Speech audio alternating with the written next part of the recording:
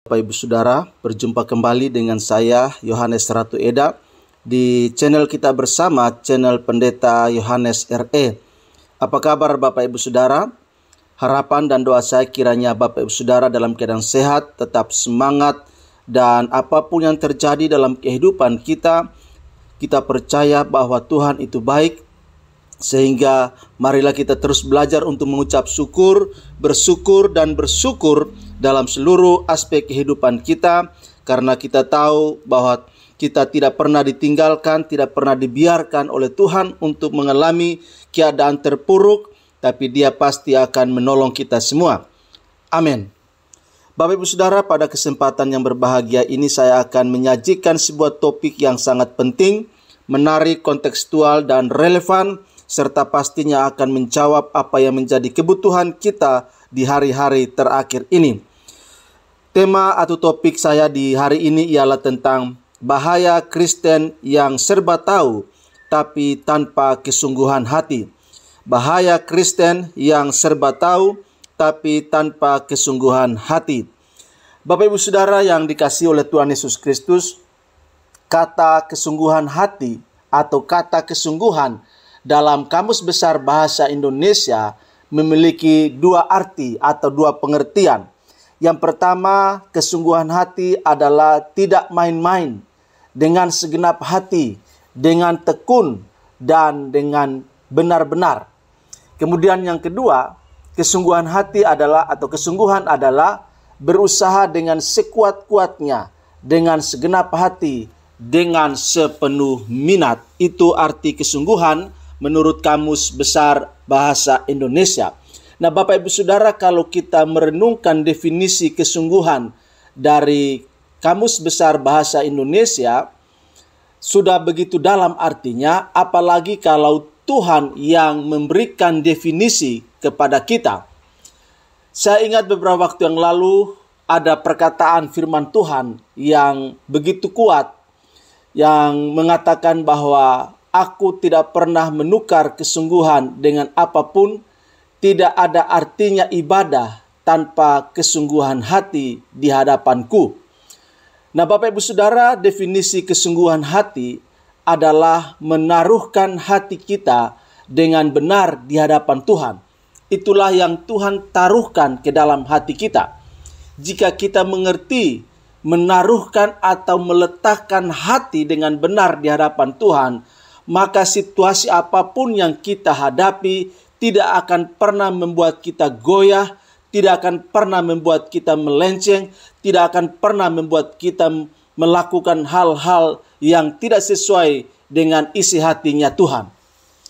Bapak Ibu Saudara, kalau kita menaruh hati kita dengan benar di hadapan Tuhan, maka sesungguhnya kita tidak akan mudah goyah, kita tidak akan mudah melempem, kita tidak akan mudah jenuh, kita tidak akan mudah kehilangan arah di dalam kehidupan kita, Bapak Ibu Saudara.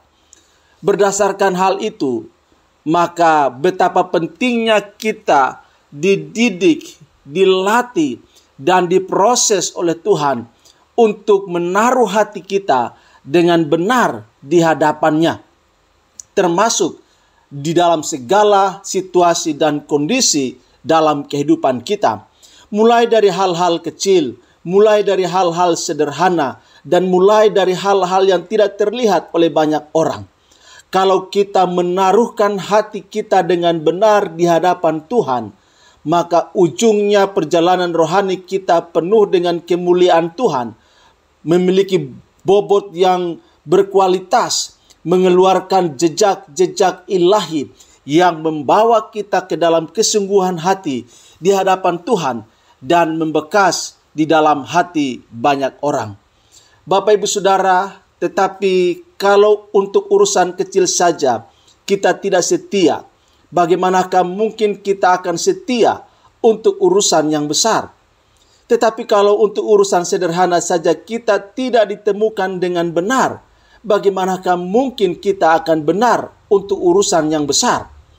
Jadi Bapak Ibu Saudara, betapa penting hidup kita dibangun di atas fondasi karakter yang berjuang untuk terus menaruhkan hati kita dengan benar di hadapan Tuhan yang menyelenggarakan kehidupan kita. Kalau urusan yang kecil dan sederhana tidak terbentuk dengan baik, itu artinya kita tidak menaruhkan hati kita dengan benar. Nah, Bapak Ibu Saudara, cara hati kita mengerjakan perkara-perkara kecil itu menjadi perhatian Tuhan. Dikatakan dalam Lukas 16 ayat yang ke-10, barang siapa setia dalam perkara-perkara kecil, ia setia juga dalam perkara-perkara besar. Dan barang siapa tidak benar dalam perkara-perkara kecil, ia tidak benar juga dalam perkara-perkara besar. Bapak Ibu Saudara, Alkitab menunjukkan bahwa Tuhan memperhatikan dan menilai cara hati kita mengerjakan perkara-perkara kecil itu. Hal ini menunjukkan bahwa dari perkara-perkara kecil itu akan memisahkan orang antara mereka yang setia dengan mereka yang tidak setia. Juga perkara-perkara kecil itu akan memisahkan antara mereka yang bersungguh hati dengan mereka yang tidak bersungguh hati. Juga perkara-perkara kecil itu akan memisahkan mereka antara mereka yang sungguh-sungguh berendah hati di hadapan Tuhan dengan mereka yang sok tahu di dalam segala hal. Mengapa Bapak Ibu Saudara? Karena Tuhan memperhatikan cara hati kita mengerjakannya, dan karena Tuhan menilai langkah-langkah keputusan hati yang meletakkan hati dengan benar melalui perkara-perkara kecil itu. Karena itu Bapak Ibu Saudara, perkara kecil ini bisa menjadi pintu masuk kepada tingkatan yang lebih tinggi, atau perkara kecil akan menjadi yang sepele dan tidak mempunyai arti. Tergantung kita mengerjakan perkara kecil itu.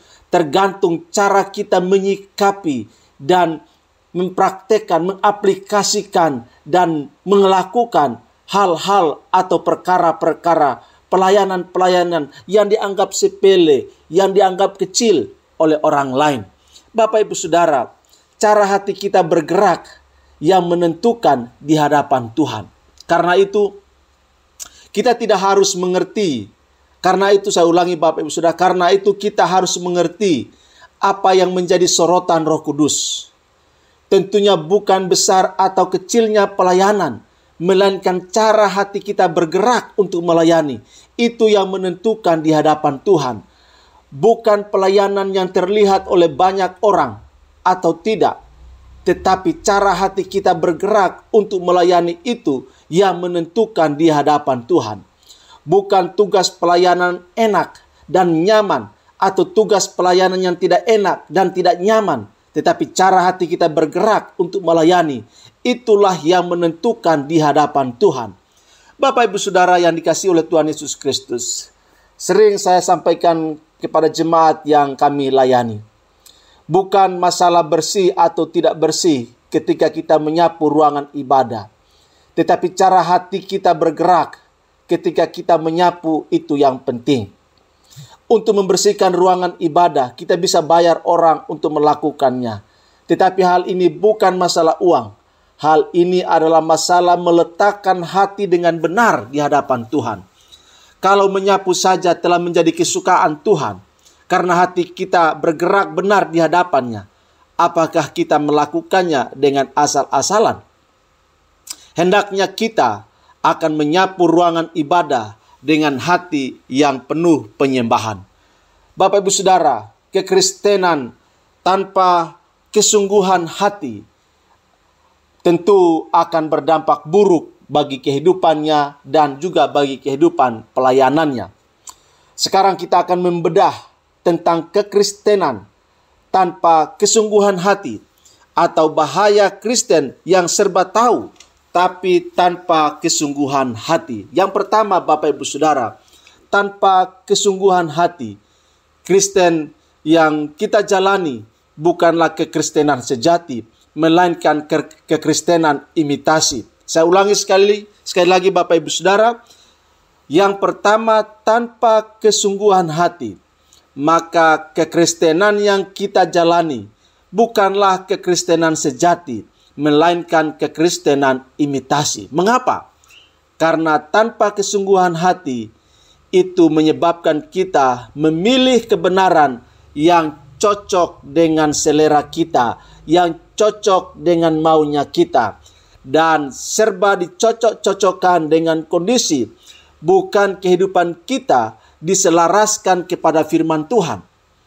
Kalau kita telah berani memilih kebenaran, apalagi yang kita pilih adalah kebenaran yang cocok dengan kita, maksudnya kebenaran yang cocok dengan kondisi kita, bahkan sampai dicocok-cocokkan, maka yang sebenarnya yang kita lakukan berujung kepada pembenaran. Ketika kebenaran menjadi pembenaran, pastilah di balik pembenaran itu tersembunyi dosa yang kita lakukan. Pembenaran itu adalah tempat yang untuk menyembunyikan dosa, karena kita tidak mau bertobat dan tidak mau meninggalkan dosa. Cara yang paling nyaman adalah mengubah kebenaran menjadi pembenaran. Setelah kebenaran menjadi pembenaran, langkah yang akan dilakukan adalah mengawinkan kebenaran dengan kedagingan dan mengawinkan kebenaran dengan keduniawian. Akhirnya, mereka akan mengawinkan kebenaran dengan dosa. Bila hal ini dilanjutkan, ujungnya adalah hati mereka akan menghitam. Bapak Ibu Saudara, yang kedua, tanpa kesungguhan hati, kekristenan yang dijalani akan mengutamakan kerajinan. Ketika orang Kristen yang serba tahu ini berusaha menggantikan kesungguhan hati dengan kerajinan, mereka akan menggunakan gedung gereja sebagai tempat pelarian. Pelarian dari apa? Pelarian dari tanggung jawab mereka di rumah, di sekolah, di kampus, dan di tempat kerja. Bukan saja pelayanan menjadi tempat pelarian, tetapi juga menjadi tempat persembunyian. Karena mereka nyaman dalam pelayanan tanpa berjeri lelah mengerjakan tugas dan tanggung jawab.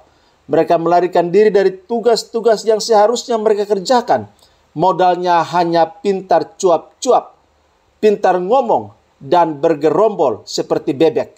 Sebaiknya kerjakan tanggung jawabnya dengan baik dan dengan segenap hati. Setelah itu barulah pelayanan. Jangan mengutamakan pelayanan tetapi mengabaikan tanggung jawab. Banyak orang Kristen yang lebih mengutamakan pelayanan dulu. Setelah itu barulah mengerjakan tugas-tugas mereka sebagai tanggung jawab mereka. Karena itu banyak orang Kristen yang rajin pelayanan sekarang, tetapi mereka tidak rajin dalam tanggung jawab mereka.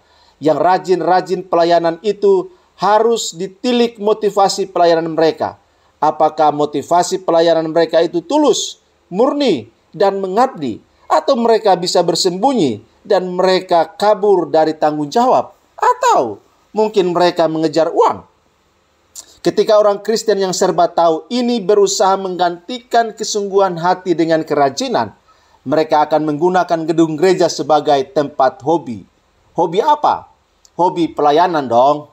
Banyak jemaat yang punya hobi pelayanan tetapi mereka tidak mempunyai kesungguhan hati terhadap pelayanan. Sehingga kita banyak menemukan orang-orang yang maunya dilayani, yang maunya melayani yang enak-enak saja, dan yang menghindari pelayanan yang penuh dengan pengabdian dan tidak terlihat banyak orang. Tidak sedikit pelayanan yang menghindari yang tidak ada uangnya. Kenapa sih pelayanan itu harus berkaitan dengan uang? Seharusnya pelayanan itu berkaitan dengan hati. Ada uang tanpa hati, percumalah pelayanan itu. Ada hati tanpa uang. Saya buktikan banyak pelayanan yang ada hati tanpa uang, mereka lakukan pelayanan dengan baik. Bapak Ibu Saudara, ketika orang Kristen yang serba tahu ini berusaha menggantikan kesungguhan hati dengan kerajinan, mereka akan menggunakan gedung gereja sebagai tempat yang sibuk dan sebagai tempat yang menyibukkan diri dengan segala kegiatan yang belum tentu disebut pelayanan. Bukan berarti semua yang kita kerjakan di gedung gereja itu namanya pelayanan. Banyak yang bisnis kok dalam gedung gereja dan tersamarkan dengan kata pelayanan. Karena ukurannya adalah kerajinan yang sebenarnya dirajin-rajinkan atau dibuat semakin rajin. Seperti orang yang berlari di treadmill yang dipercepat speednya. Lambat laun mereka terjebak dalam rutinitas yang mengarah kepada kesuaman. Bapak Ibu Saudara, inilah bahaya Kristen yang serba tahu, tapi tanpa kesungguhan hati.